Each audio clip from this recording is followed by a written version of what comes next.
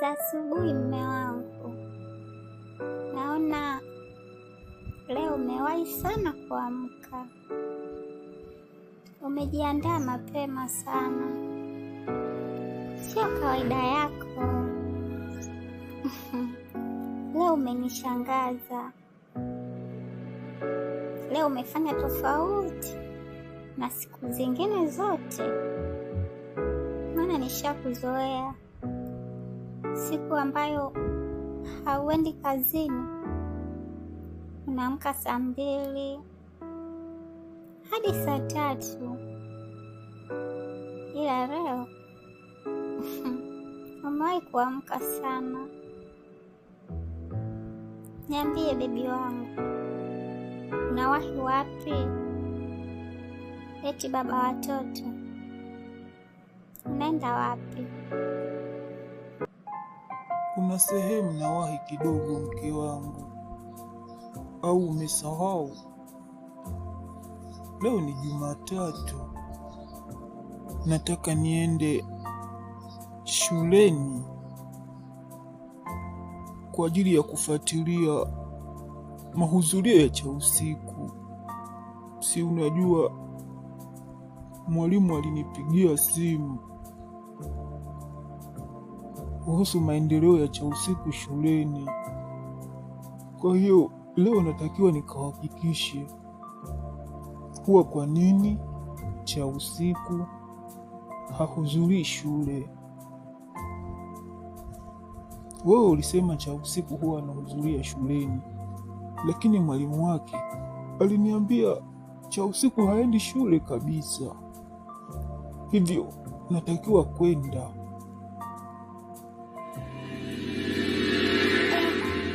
Jamani mme wangu, kwani bado unayafuatilia tu hayo mambo ya cha usiku? Si ungeachana nayo tu? Yaani kwanza mimi ilikuwa nishasahau.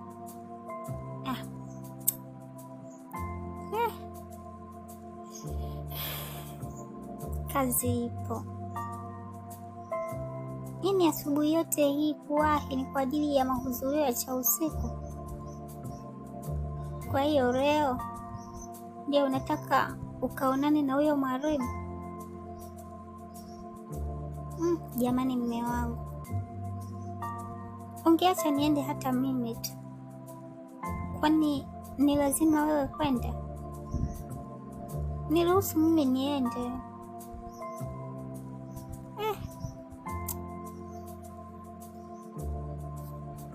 Wewe unataka kwenda wapi wakati ulisema kuwa walimu ni waongo? Kwa hiyo leo unataka kwenda kwa hao waongo? Mimi mwenyewe natakiwa kwenda kwa ajili ya kuhakikisha mahudhurio ya mwanangu cha usiku. Sasa hivi sikuamini kabisa. Hata malezi yako siyaelewi mimi, jinsi unavyoishi na mwanangu cha usiku. Kwa hiyo natakiwa kwenda kuhakikisha, na nilikwambia kabisa, nikibaini kuwa ulinidanganya, nitakutimua wewe pamoja na hao wanao. Muondoke kabisa kwenye hii nyumba yangu. Sitaki mzaa.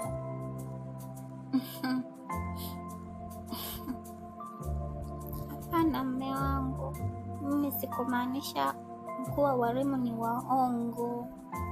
Ulinielewa vibaya. Lakini hayo mambo yaishe tu.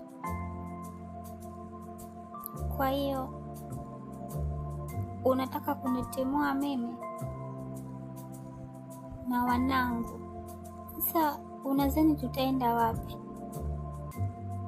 Eti mme wangu, nitaenda wapi mimi na wanangu?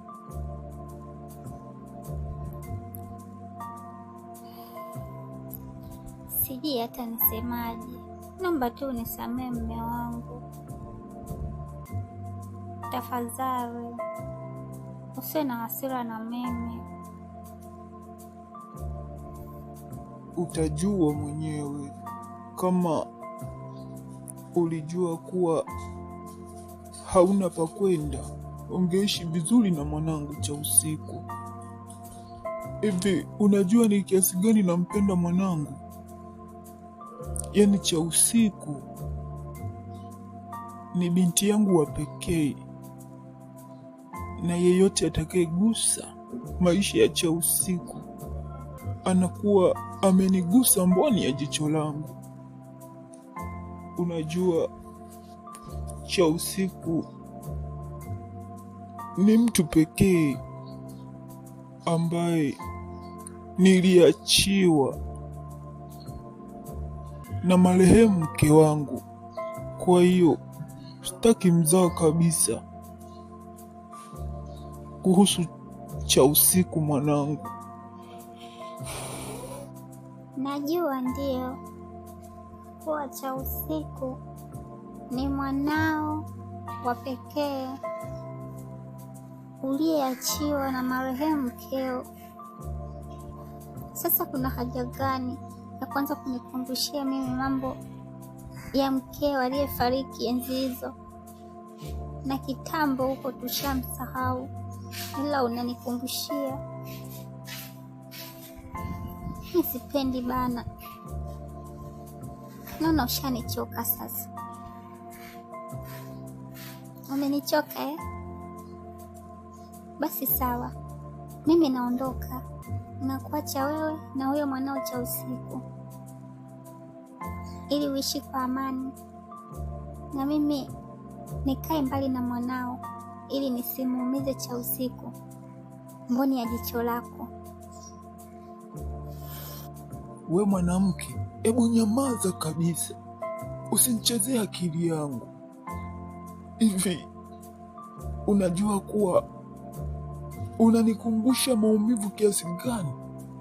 Nilikuwa nampenda sana mke wangu, na alikuwa mwanamke mwenye heshima, mwenye upendo na ana nidhamu pia. Sio kama wewe, mwanamke mbaguzi, unamlea vibaya Chausiku wangu. Au umejisahaulisha? Umesahau kuwa wewe ndio chanzo cha mke wangu mimi kufariki?